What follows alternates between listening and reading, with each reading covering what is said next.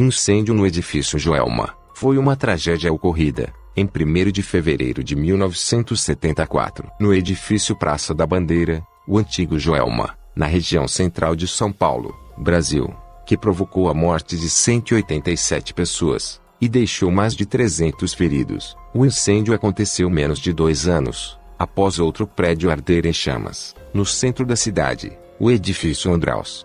A tragédia do Joelma continua a ser o segundo pior incêndio em arranha-céu por número de vítimas fatais, atrás somente do colapso das Torres Gêmeas, em Nova York, em 11 de setembro de 2001.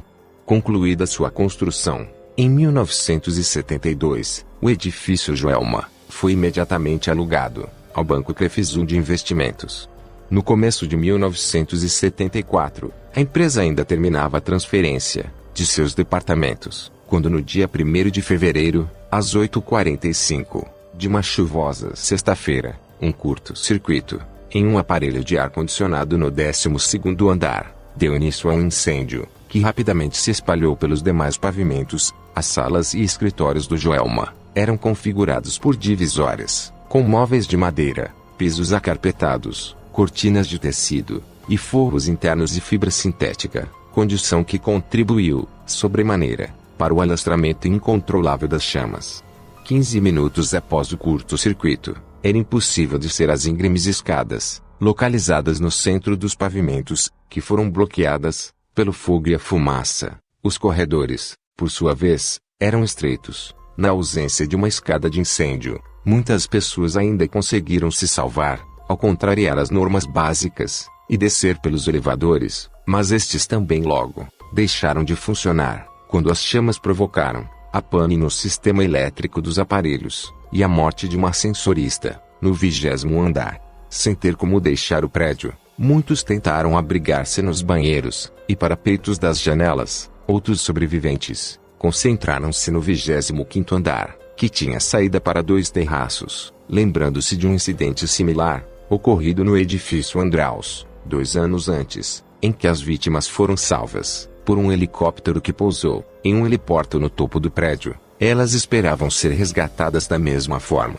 Mas os helicópteros não conseguiam pousar no terraço escaldante, e seus cabos de aço pendiam inutilmente. As escadas de 40 metros dos bombeiros não chegavam aos andares mais altos.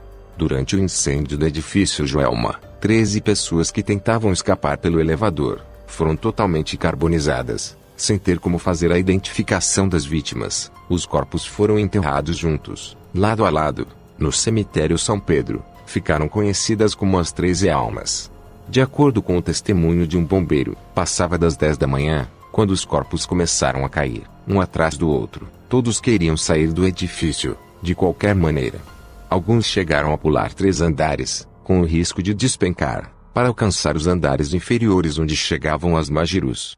O primeiro a se atirar estava no 15º andar. Durante mais de 1 hora, ele gritou por socorro, desesperado, às vezes encoberto pela fumaça.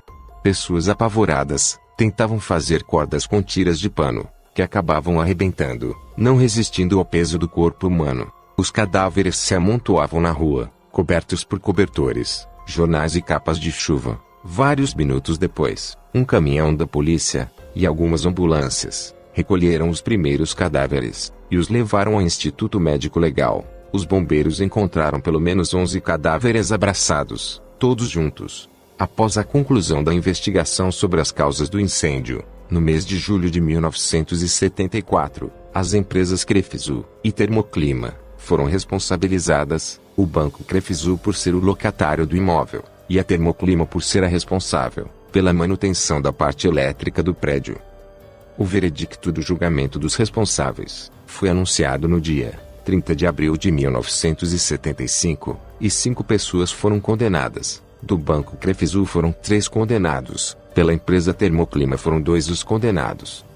A maioria dos sobreviventes conseguiu se salvar por se abrigar sob uma telha de amianto. 15 bombeiros ficaram intoxicados pela fumaça, e muitos fizeram críticas por conta do parco equipamento que dispunham, além dos regulamentos então vigentes de prevenção a incêndios na capital, o Código de Obras do município de São Paulo, datado de 1934, não dispunha da obrigação de instalações de equipamentos contra o fogo, e nem exigia a construção de escadas de emergência. Os recursos concedidos ao Corpo de Bombeiros eram insuficientes, assim como o efetivo da corporação era bastante diminuto. Por volta de 10h30 da manhã, o fogo já havia consumido praticamente todo o material inflamável do prédio. O incêndio foi finalmente debelado, com a ajuda de 12 autobombas, 3 autoescadas, 2 plataformas elevatórias e o apoio de dezenas de veículos de resgate. Apenas às 14h20, todos os sobreviventes haviam sido resgatados. Ao todo foram 191 mortos, e mais de 300 pessoas feridas. Dentre os mortos, cerca de 30 pessoas ficaram sem identificação, pois tiveram os corpos totalmente carbonizados. Após 4 anos interditado, para reformas, o edifício foi reaberto, e rebatizado de Praça da Bandeira, mas sua história jamais será esquecida. Essa é a história do edifício Joelma, e nunca esqueça, o acidente acontece onde a prevenção falha.